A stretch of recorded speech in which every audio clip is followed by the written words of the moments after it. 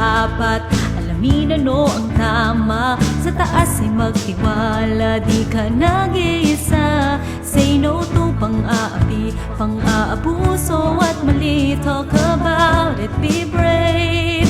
You should know you're right.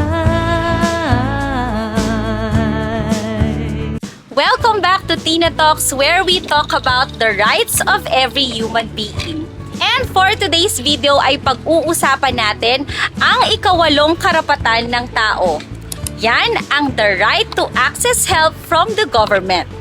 Ibig sabihin nito na ang bawat gobyerno sa buong mundo ay may mga programa at mga pasilidad kagaya nito na base sa pangunahing pangangailangan ng mga tao. Dito sa ating bansa, napakaraming ahensya ng gobyerno ang nagbibigay ng libreng serbisyo.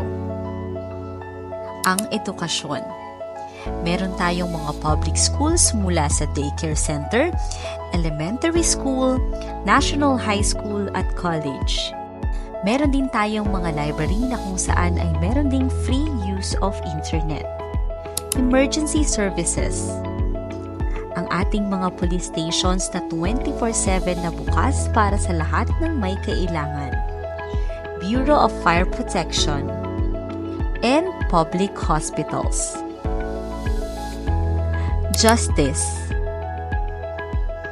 Meron tayong Public Attorney's Office para sa mga mamamayan na walang kakayanan makapagbayad ng abogado. Transportation. Ang mga kalsada na ating nadadaanan na patuloy na inaayos ng ating libreng sakay program ng Department of Transportation noong taong 2022. Social Welfare Services.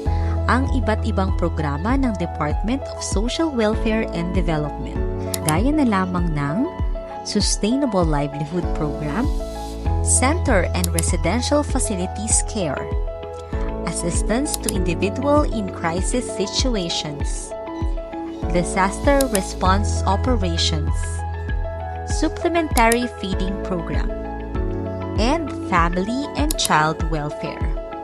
Iilan lang yan sa mga programa ng gobyerno na ibinibigay para sa lahat ng mga mamamayan na nangangailangan nito ng walang bayad. Nandito ako ngayon sa pinakamataas na bahagi ng Puerto Princesa City, Balayong Park.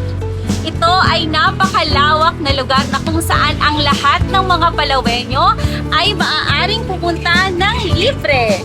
Dito ay maaari silang mamasyal, kumain, makapag-aral dahil dito ay merong free na library at meron itong free internet connection.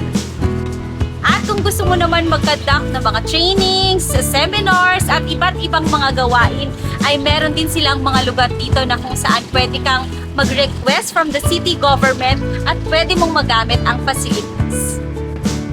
At meron ding iba't ibang sports facilities.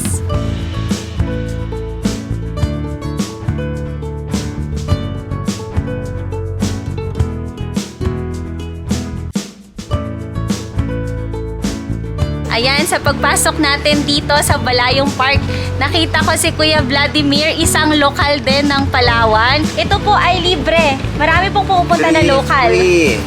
Yes. Sa lahat ng facility dito, ano pong merong mga makikita nila dito? Dahil napakarami. Ating fountain show. Oh, may fountain show. Oo, Yes, paggabi. Every Friday till Sunday. 3 times a night. Ay. With the rotonda. At yung ating mga sports facilities po, no, nakita ko marami po. Ito ating watchtower. Watchtower, ito pala yung pangalan nito. Napakataas at Yes. dito kitang-kita mo lahat yung view. December, nag-enjoy naman po kayo. Yes, At ganun marami po- talaga. Yes. Pag work mo, enjoy mo lang. Kasi sobrang lawak niya eh. Alam mo niya kasi diba na yung nasa diba yung langan? Oo. Nasa 7 something hectares. 7 hectares. More than 7 hectares. Isa itong halimbawa ng mga programa at serbisyo mula sa ating gobyerno na libreng ma-e-enjoy ng lahat ng mamamayan. At isa lamang ito sa 30 karapatan ng bawat tao. Kaya naman kung bago ka sa aking channel ay mapapanood mo na ang 7 karapatang pantao. Don't forget to like and subscribe dahil marami pang karapatang pantao ang ating mapag-uusapan. At gaya ng aking laging paalala, alamin mo ang iyong karapatan at maging mabuti sa iyong kapwa. Talk about it, be brave. You should know your